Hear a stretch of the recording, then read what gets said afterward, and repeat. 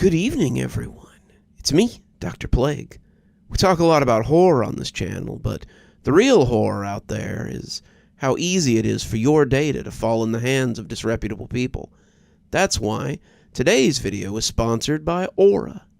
While you're enjoying today's spooky video, data brokers, those things that go bump on the web, could already be selling your information to scanners, spammers, and anyone else who may want to target you. Your full name, email, home address, your health records, your relatives, they could all be out there. That's why I've been using Aura. Aura shows me which data brokers are selling my information and automatically submits opt-out requests, just for me. It was simple to use and very intuitive, and I had barely gotten out of the setup process, and it was already blocking over 20 data broker requests on my behalf. Aura protects your passwords, your banking information, everything you need for day-to-day online life. Cleaning up my information not only helps reduce the amount of spam I get, but it also protects me from hackers who could use my information to help them access my social media accounts, bank accounts, other sensitive information. Things like a certain YouTube channel that you all enjoy listening to so much. Aura also does much more to protect me and my family from online threats, the kind you can't see. It comes with other features like antivirus, VPN, password management, parental controls, identity theft insurance, and more, without having to download several different apps. It really is just that easy to set up, and best of all, I get everything at one affordable price. I hear you saying, but Dr. Plague, I have one or two of these tools already. But, dear readers, not having Aura is like locking the front door and leaving the back door wide open. Readers of my fine tales can tell you why that never ends well. Aura is always on, doing the hard work of keeping me safe so I can focus on other tasks like finishing my latest book or uploading my most recent video. I value my privacy, and I know you value yours. You can go to aura.com, that's AURA.com, to start your 2-week free trial. You can also check out the link below and start your free trial with Aura. So why not give Aura a try and protect yourself from the real monsters out there? The first time Sasha got high, she stood face to face with a black bear in the backyard of her friend's house. She was giggling while her two best friends, Jade and Colt, stood behind her, absolutely terrified. She wasn't sure why this was her reaction or what other drugs those edible gummy bears had been laced with, but the bear looked adorable, standing on its hind legs and raising its snout in the air. "Don't scream," Sasha said while giggling. It'll only provoke it. Where I grew up, we had bears in our woods all the time. If you don't move, it will go away eventually." "You're out of your mind," Colt snapped in a harsh whisper. "Hun, I don't think that's how it works," Jade said, her voice trembling. She was frantically searching through her phone. You're really high right now. I think you should do as this website says and back away slowly, or scream if it comes closer and throw things." "Scream and throw things at that?" Colt snapped in a harsh whisper. "You should call animal control, and we should never have come out here in the first place." "Colt, she's super out of it. Be nice," Jade tried to reason, still shaking. "Hun, try backing away really slowly. Colt, call animal control and the police. Maybe pick up something and throw it." Colt was shaking his head, muttering a string of swears under his breath. The bear looked absolutely massive compared to the 5-foot-tall Sasha, especially on its hind legs. For some reason, though, the furry black beast didn't seem threatened, as it wasn't even looking at the threesome. It was more interested in the injured bat that was flopping around on the solar-tiled roof of Jade's house. Sasha remembered only bits and pieces of her father's advice from long ago. "You guys need to calm down," Sasha insisted, not even trying to suppress a giggle. "You see, Something on the roof, boy? What is it?" "It's not a dog, Sasha," Jade said. "Back away. Colt, call animal control, now." Sasha turned around and crossed her arms, not bothering to read her friend's expression. "You guys act like you've never seen a bear before. Good God." "It's going back. It's..." By the time Jade pointed in the direction of the bear, it had slipped into the narrow opening of the woods. As Colt and Jade breathed a sigh of relief, Sasha sat on the porch steps and reclined on them, her eyes fixed on the blurry, starry sky. There wasn't much she loved about Windsted, but she loved nights like this, even when she was drifting into a drug-induced sleep. "That was way too close," Colt snapped. Sasha wasn't sure whether either of them were looking at her, but Colt's angry tone, mixed with Jade's concerned tones, weren't enough to sway her from her sleep. "Maybe we should just leave her there," Colt remarked. "She loves the wilderness, apparently." "Come on, Colt. I don't want to hear the excuse that she's high again. She's the only one that ate 10 of them gummies. I feel bad that she's having trouble with Jordan again or whatever, but she made an ass out of herself tonight." "I can hear what you're saying, and I don't care," Sasha remarked. "You can leave me out here tonight." Jade laughed. "No way, hun. If the bear comes back, the trail cam will get it. There's plenty of them in Windsted. You're not missing much." "We're lucky to be alive," Colt said, ignoring Sasha's head shaking. "Let's go inside and go to bed. Maybe when you wake up, you'll sound like your more rational self again and stop sounding like your boyfriend." That remark particularly bothered Sasha, but she said nothing as Colt and Jade led her inside the dismal home that Jade had rented out on the outskirts of Windsted. Even with the solar tiles the landlord fixed on the roof, the place was still a dump in Sasha's opinion, with mold stains all over the ceiling, boarded up windows, and a total lack of air conditioning. It didn't help that Colt was secretly living there and leaving garbage in every room. By the time Sasha stepped inside the dark guest room, the only room untouched by either of them, she was relieved. She was happy to lay down on the single olive-covered couch that fit snugly between two well-stocked bookshelves. Sasha took the night to sober up, tossing and turning on the barren cushions with broken springs. She couldn't stop thinking about how human the bear had looked, standing on its hind legs. She found nothing to fear about the bear, but thought about it with wonder. When Sasha was little, she remembered her mom telling her stories about the brown bears in the forests of Syria that greeted her as she walked through the woods and rubbed up against her dress. Her father, a lifelong New Englander, tried to explain in extremely cautious tones that it wasn't a typical experience. Sasha didn't listen, nor did she have any fear for bears. She always loved bears and still had the same sweatshirt of a brown bear from the time she was a teenager. High or not, she figured she probably would have approached the bear anyway. "I didn't know being high could make you the damn crocodile hunter. Jesus Christ," she heard Colt say from the other room. "Sasha's always been good with animals," Jade responded. With a tired laugh, they turned on the faucet in the kitchen. To Sasha, they sounded louder and closer than they actually were. She was starting to drift off when Jade continued. "The bear was absolutely crazy, though." "You mean terrifying," Colt interjected, pouring what sounded like a glass of water. "High or not, that girl has no common sense and is turning more and more into her boyfriend every day." Sasha sighed. Ever since Jordan came into the picture, neither Colt or Jade were fans of him or his YouTube channel about abandoned and scary places. For the longest time, it was just Sasha, Jade, and Colt, three friends who met their freshman year at Northwestern Connecticut State University, a college not too far from this dump her friends called home. Her relationship had driven a wedge between them. Being high tonight was a way to take the edge off their complaining. If she wasn't so tired, she would have climbed out the window and went looking for that unusual bear. Hours later, when her friends were sound asleep and Sasha was still up and tormented by her thoughts, she saw a figure from the window.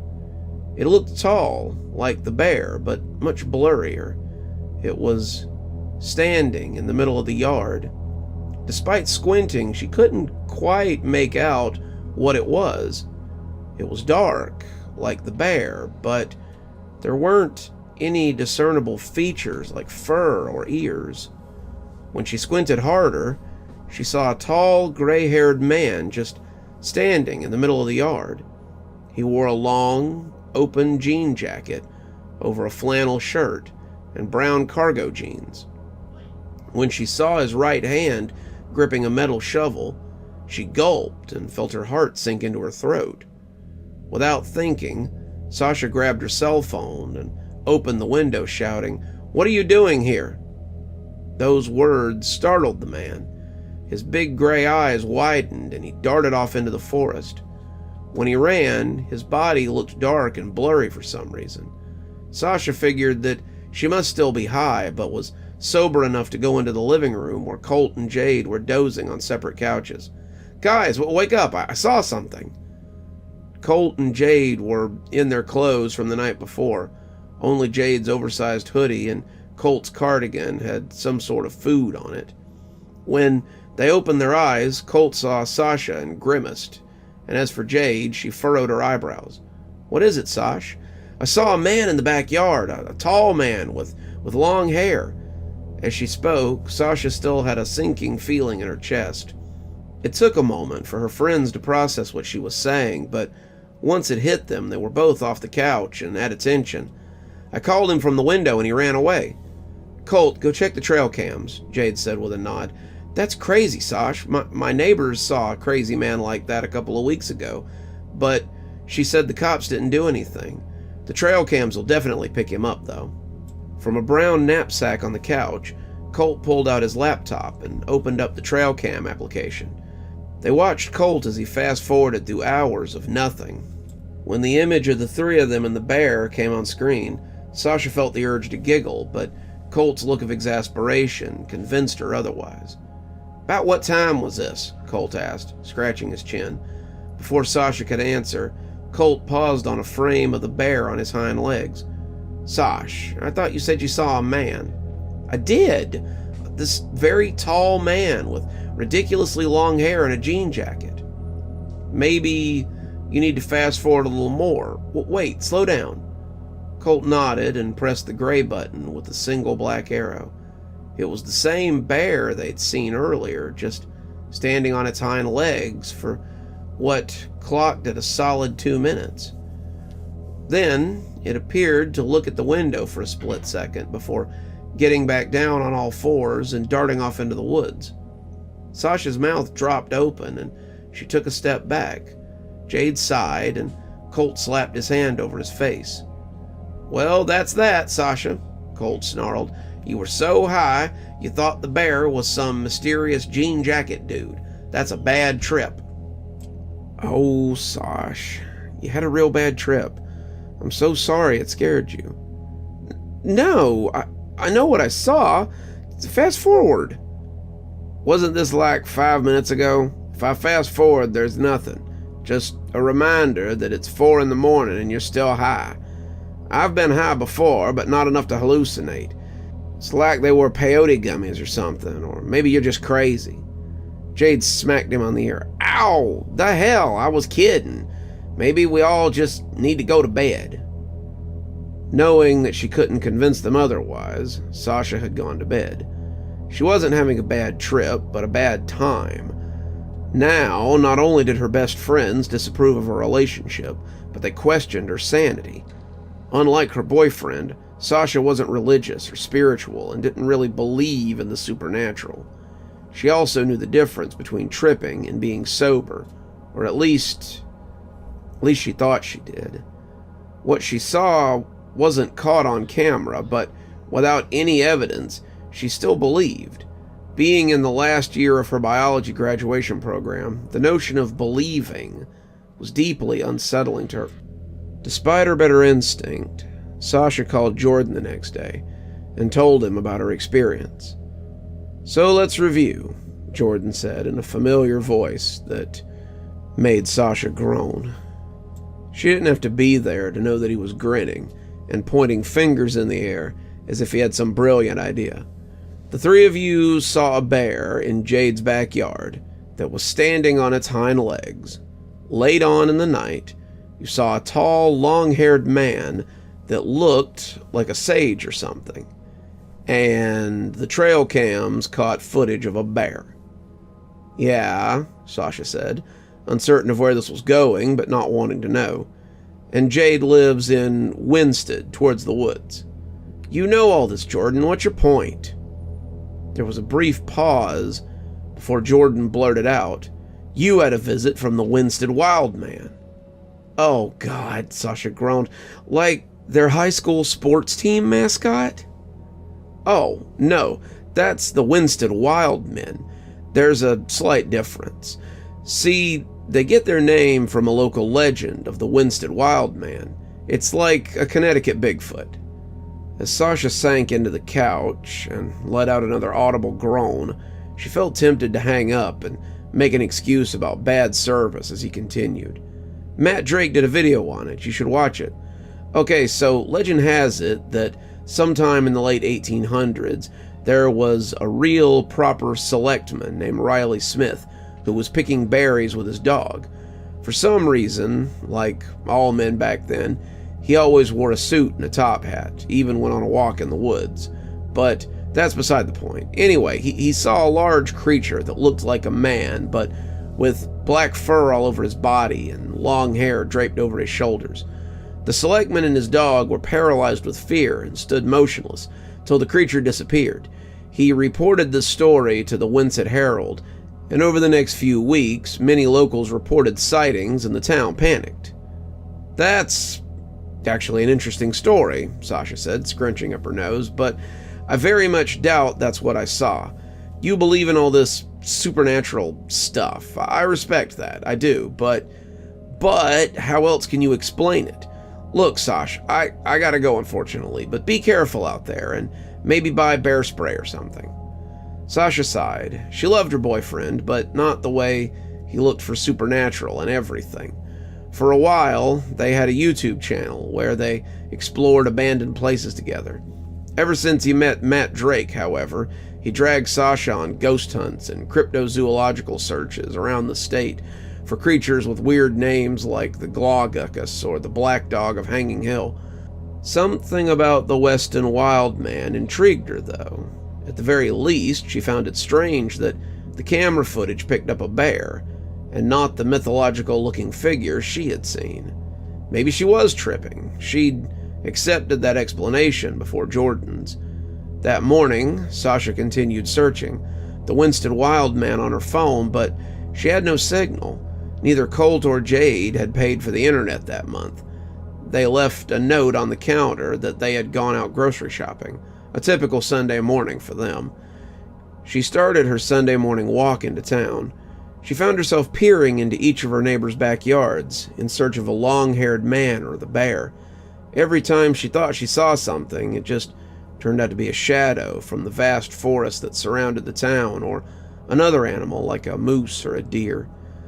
She searched the town, high and low, for the man until the bells sounded in the church downtown. She felt her mind and eyes growing dreary as she aimlessly wandered until she reached the part of town that she did not recognize, that was lined up with old brick factories and buildings.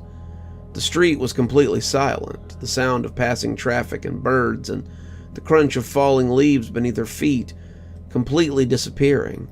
The silence made her drowsy, so drowsy that she sat down on the curb in front of the large brick buildings that looked different from the rest of the factories, as if it was once a school or a town hall. The silence not only made her drowsy, but a mix of queasiness and extreme sadness. It became so silent that she thought of screaming, just to make sure that she could still hear.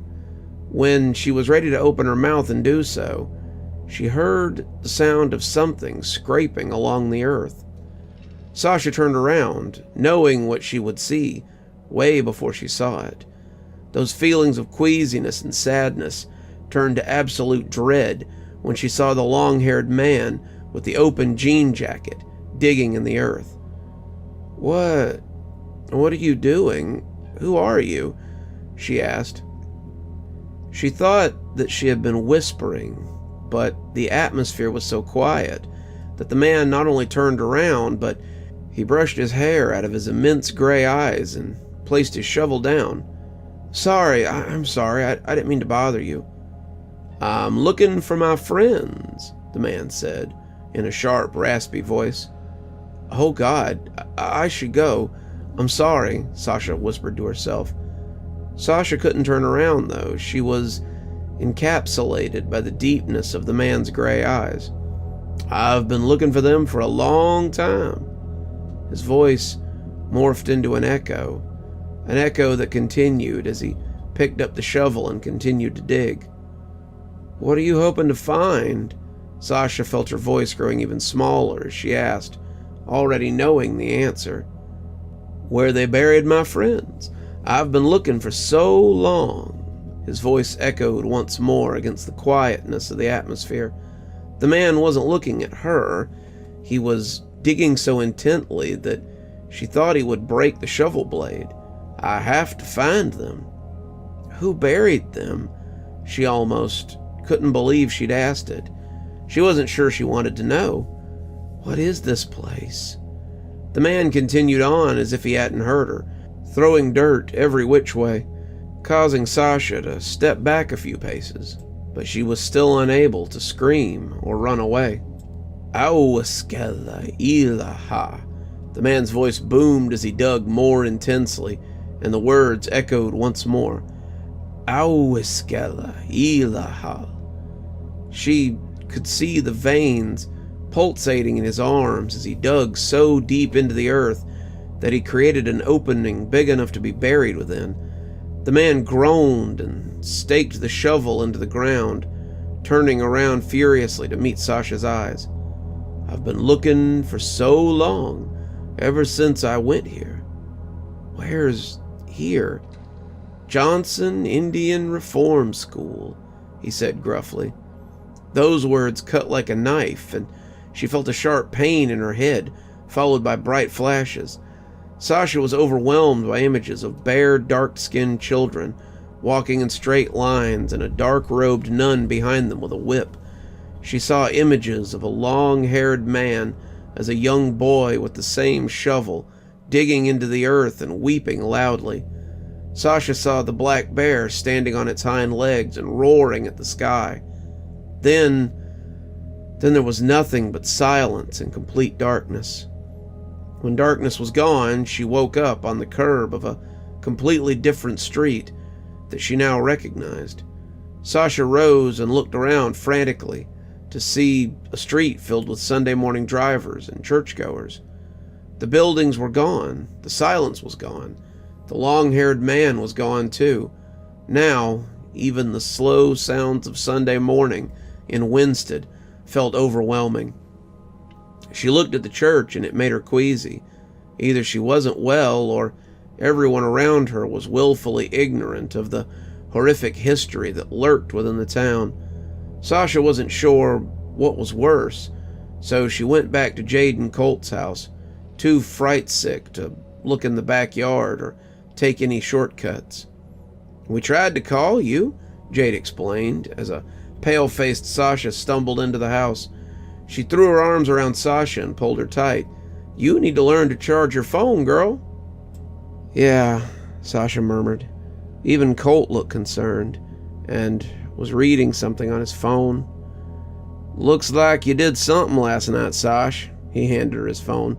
It was a Silver Alert text about a man named Taryn Morgan who had wandered away from a retirement facility about 24 hours ago. He was described as 6'5", with long silver hair. Sasha bit her lip, her hands shaking against her jeans. "I think you saw this guy. I'm not sure what he was doing in our backyard, but he's exactly how you described him. He's..." Those words were all Sasha managed to say before she sat on the couch. Colt and Jade suggested reporting what she saw to the local authorities. All she could do was nod. She felt too frightened to express what she had seen or to even rationalize it. even to Jordan, who would believe her at the drop of a hat. It wasn't until days later, when Sasha was back home, that she mustered the willpower to search for Johnson Indian Reform School. To her surprise and disappointment, she found the Foreign Mission School in Cornwall and the Moors Indian Charity School in Lebanon, but no combination of the words matching Johnson Indian Reform School. Perhaps the man she saw attended one of those schools, or was just old and confused.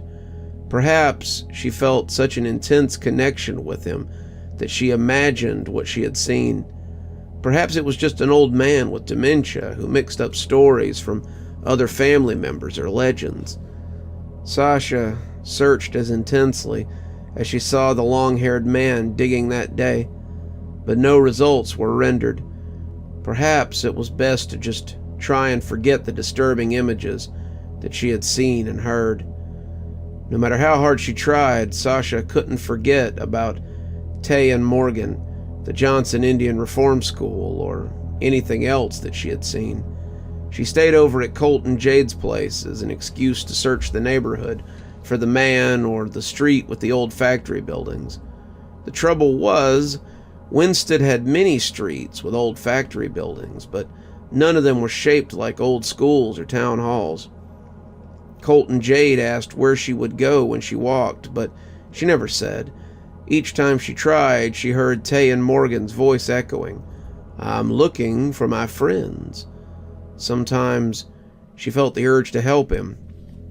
One time, the urge was so strong that she wanted to call the retirement facility and ask for him by name, but something stopped her. His name, his story, his figure felt too real and unreal simultaneously to make contact. One night at Colt and Jade's, many months after the encounter, she sat on the back porch, chewing an inordinate amount of gummies to her chagrin. It was the first time that Sasha was able to laugh and smile in a long time. But this time, Colt and Jade knew they couldn't stop her and just settled for the fact that she was happy and silly enough to joke around again. It was nice to join in on the silly conversation and make fun of Jordan and his crazy ghost adventures together. They were so busy sharing the gummies and staring at the stars that they hadn't even noticed the black bear that had come stumbling into the backyard, this time on all fours. "Oh my God," Colt said, tensing up and whispering sharply, "Sasha, be real quiet and don't do anything." "Yeah, Sash," Jade said, grabbing her by the shoulder. "Please don't do anything stupid. Hey, what's that in its mouth?" The bear had something white and pointy in his mouth that was rounded on its end.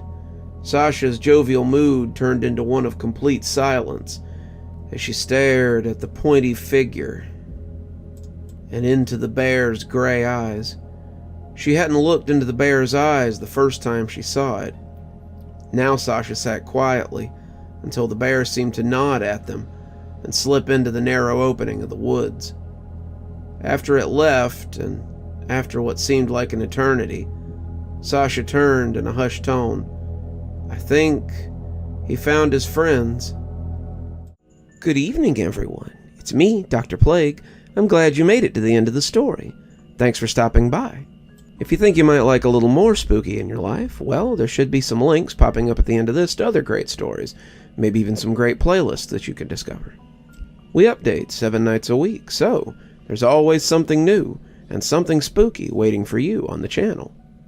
If you like your spooky a little more tactile, there should be some links to Amazon down in my description, so go have a look over there. It should get you to all my latest books. Speaking of books, I've got my first horror novel, Towsy Homestead, available for purchase on Amazon. It's my first horror novel, so I'd really appreciate it if you'd go give it a look and maybe give it a buy too. If you'd like to support the channel, we have a subscription program here on YouTube, but we've also got a Patreon with lots of tiers and lots of different rewards. For example, our Spooky Skeleton contributors get their spooky 12 hours early. That's right, they get their videos at 8:30 a.m. as opposed to 8:30 p.m. Ghostly Reader tier contributors, that's a tier that's only available on Patreon, I'm afraid, get a book anytime I write one, signed and on their doorstep, hopefully in a timely manner. So, however you support the channel, whether it's monetarily or by enjoying our great videos here. Thank you so much. Speaking of patrons, before we go, let's go ahead and thank them. Thanks to Sara, Unicorn Hollow, JustAmy, and Cinnamon Fox for being our spooky ghost contributors. Thanks to Shannon McGhee, Janet, Lee Kendall, Ronda J, Sue Casper, Valinar, CleoHarperReturns, Sara, and Queen Sheebah for being our spooky skeleton contributors. And thanks to Oh Snap, Winter, Xaronan, Stephanie Carrington, Tyler Parker, Grim Reaper, TomBoiTopUwU, Queen Sheebah, MissNewBooty, and Alex Connor for being our ghostly reader tier contributors. Thanks everyone, we just couldn't do the show without you. And as always, thanks for stopping by. Dr. Plague, signing off. Have a wonderful evening.